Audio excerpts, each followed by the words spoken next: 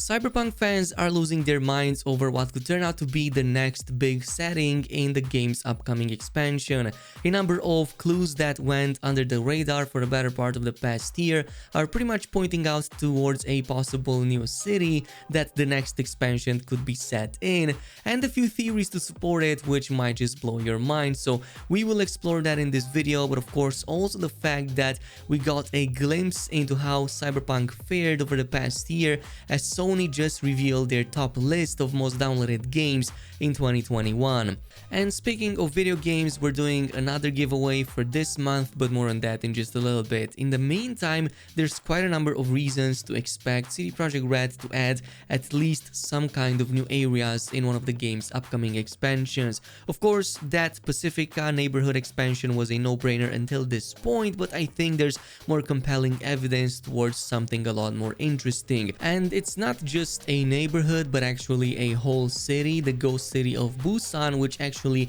has some in-game evidence supporting it and possibly being a new area for players to uncover later down the line. Now, this can be found through a shard called the False Rumor circling Busan that you can find only during a certain gig called Freedom of the Press. It's actually the one where Regina Jones tasks you to convince Max to join her in uncovering a big conspiracy, but during that mission you can also find this shard pretty much at the beginning of the level. Now, according to that shard, news of alleged human activity in the city of Busan, previously known as being completely wiped out during the Fourth Corporate War, has recently been uncovered. Now, what we know about the city of Busan is that this used to be one of the most heavily automated cities on Earth, and at its peak it was bustling with over 4 million inhabitants, but it all came to a ruin after a horrific virus was released by accident, quote-unquote, during the Fourth Corpo War, which also resulted in the city pretty much going into complete lockdown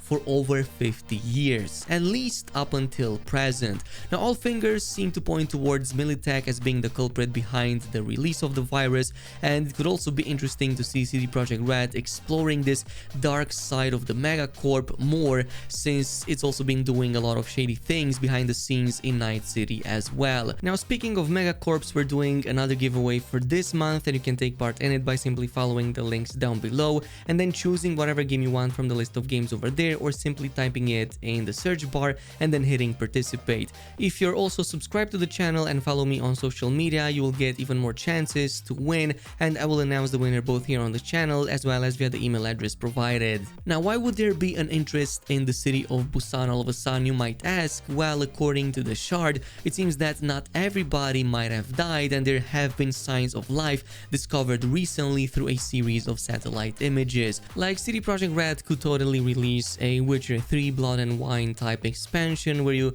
kind of have to pick off with your high-level character and continue into a completely new zone, somewhere different on the side of the map and in a completely new area. Of course, all sounds plausible, but it's just theory at this point, which also brings us to another theory, this time around a fan theory that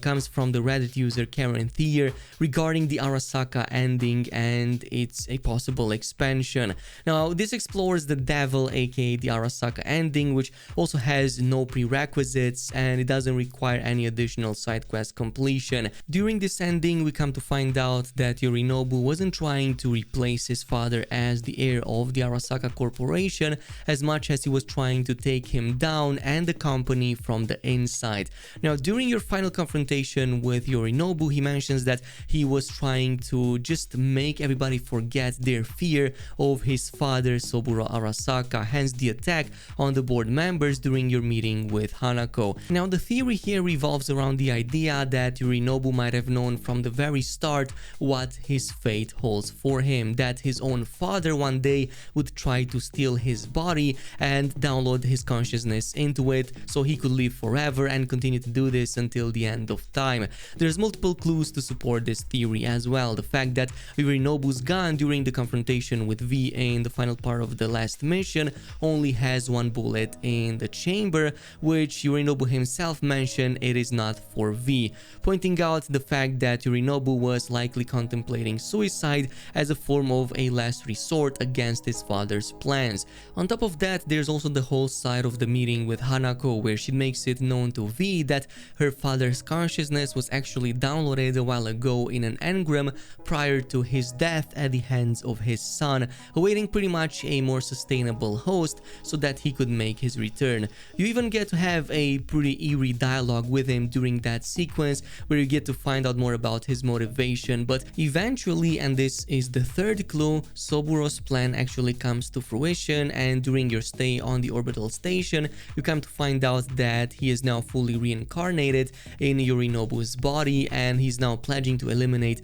all of Arasaka's enemies, likely being an omen for an even more darker future. Now, this theory is my favorite because it could also be explored in different kinds of ways through some kind of new expansion, especially since during one of these sequences you get the option to pretty much go back to Earth and live your life, however short it might be, because yeah, V is pretty much dying during this. But it would be interesting to explore that idea of immortality and maybe get involved with the Arasaka again and maybe prolong V's life a little bit, or maybe even completely remove its mortality. Of course, these are just speculations. As I've said, there's many other reasons to believe that CD Projekt Red could add a bunch of new areas in the game, but obviously these two were my favorite, and I also thought they would make a lot of sense since they are supported by in-game lore. Now, at the end of the day, CD Projekt Red is probably aiming high with their next expansion, specifically because Cyberpunk 2077 did not fare that well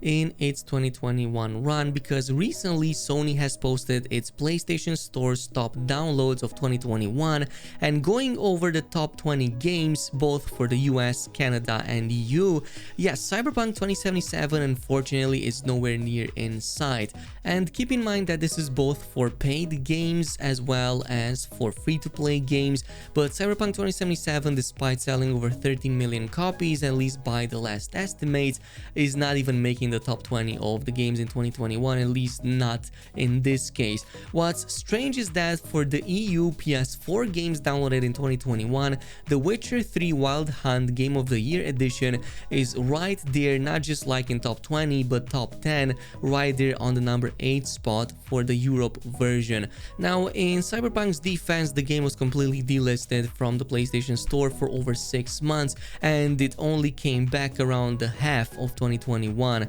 and even then, by that time, like, the wind up from the release was pretty much gone, as most people moved on to other games or realized that it was pretty much in a really bad state. Even though that, I was kind of expecting at least the December sales off to kind of bump it up a little bit and make a dent in that top 20, but who knows, maybe it is close to that, but it only goes up until 20. This is it though with like everything we have today. Totally let me know down below if these theories sound good to you, or if you would love CD Projekt Red to explore any of these ideas instead of doing a Pacifica expansion. Thanks so much for watching, and I'll see you guys in the next one.